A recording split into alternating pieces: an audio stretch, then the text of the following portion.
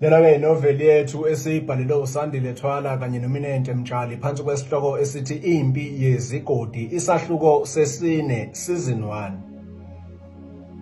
Hayi kanti kuyokusiza-ke mfana kethu ukuthi uphume ey'ndabeni ey'ngahlangene nawe ungazi uthola amachaphazelo. Okanye-ke noma mhlampe uzibona nje wena uliqhawe elinamandla okulwela bonke ozavolo laba abahamba bezakhela izikhundla kodadewethu bebakhohlisa ngothando lwamanga.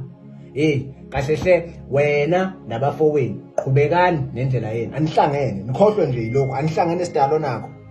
Umqapheli ephendula inkulumo kaCijimpi owabe sedinwe eganunu wabo ngenxa yokubona umshana wakhe oselimele ezifikela nje ngakho kodwa kule ndawo. Nomadoda nokukhuluma kuyangehlula mina, ungafuni nje sesiye emandleni ngoba uzoyisola. Awubuzi ngani ukuthi owaphi lo mfana senisitika ngaye kanje, aniboni ngani noma seniphaka impi engenasidingo? Kubuza uCijimpi ngokukhulu kunene. Kanti kuma inja kungeyakho, thanda ngitshele mina, uyayifundisa ukuziphatha okanye uyiguleke kunokuba ihamba ithungatha nje amaqanda emizi yabantu. Ngelinye ilanga uyithola iqumbile le nja yakho. Nalena mangeni ifundiseni ukuthi kunezindawo okungamele idlalele kuzona. Kube umqapheli ededela uSakhile owayekade sevuka phansi emva kwesibhakela esamshaya amaqede wawela khona lapha emhlabathini, kwabe sekuba wuye umqapheli lo nomxavu nangesankahlo futhi emsukumisa samuntu othi vuka ndoda siqhubekela sigcine khona.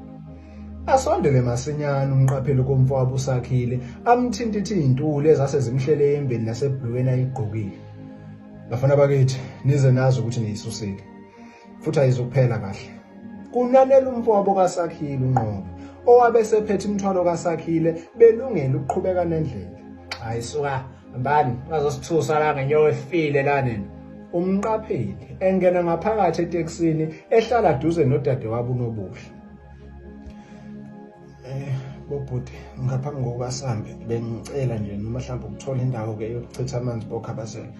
Nakho ngixinekile la ngiyafa. uNobuhle ngezwe ledlezelayo. Akusheshe ke akube zikhinda sinalilanga lonke. Ubheka umuzi ekhulula uNobuhle nebala aphuma uNobuhle acinga indawana asithele samuntu eyozikhulula azulisa imizuzwana abuye sehamba duze nendawo uSakhile ekade shawela kuyona. Kwangcono ngalithola. Asingiyacabanga nje ukuthi uSakhile leli foto beliyigugu kuyena. Ukusho ukuthi nami ngisengalenza phela igugu kimi. Hayibo. uNobuhle ekhulumela phansi emva kokucosha ifoto likaSakhile elawa ngenkathi eshawa umqapheli. Maqeda alifake ekhukhwini lakhe agibele etekisini. Sengane wethu manje, usulimala uyifikela nje. Udlala lezi zinto laboya nje zipinelwa amakhanda sihlale shishiselwa igazi nokhulu ngamnangqondo lokho. Phephisa manje wethu. Unqoba eduduza umfowabo bese ohambeni olubheke ekhaya.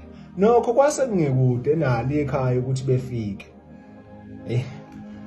Andaye khululeka wemnewethu akuzinto ethini, ngibonga nje khona ukuthi nisheshe naqhamuka. Kungenjalo inkosi impela bebeyongiphendula isilo sengubo labantu. Kuphendula uSakhile. Tshela mina mnewethu, lana wenzeni kangaka sebekuhlasela nje noma ubalwisileke mhlambe ke bekususa kule ntokazi lena? Kubuza uCijimpi. Kuphi khona malume? Angazi nje futhi ngize ngibalwise namuntu umunye lo engeke ngamlwisa. Yikho ke nje ukuthi ibhadi kushuthi lihamba nami. Kushuthi ngidibane nalentokazi sengiyisola sengishawela yona khona lapha etekisini. Ibisiyalela ukungilekelela ukungiphathisela imithwalo kanti hawe sesiyosithela kubo njalo abane wabo babe sebehloba ngolaka. Kwala noma sesithi sibanike incazelo yokuthi lokho abakubonayo kuphambene nalokho abakucabangayo. Kuphendula uSakhile. Kuphela nje into abayaziyo. Uhlale befuna impi nje ngaso sonke isikhathi sibe singekho isidingo sayo. Abadeli ize kwachitheka igazi elingaka phambilini. Kube kuCijimpi. Igazi lani lelo malume? Kubuza uSakhile sakumangala. Hayi indaba ende mshana kulungile asiqhubeke nohambo vele sesiyafika ekhaya. Sahluko 5 coming soon.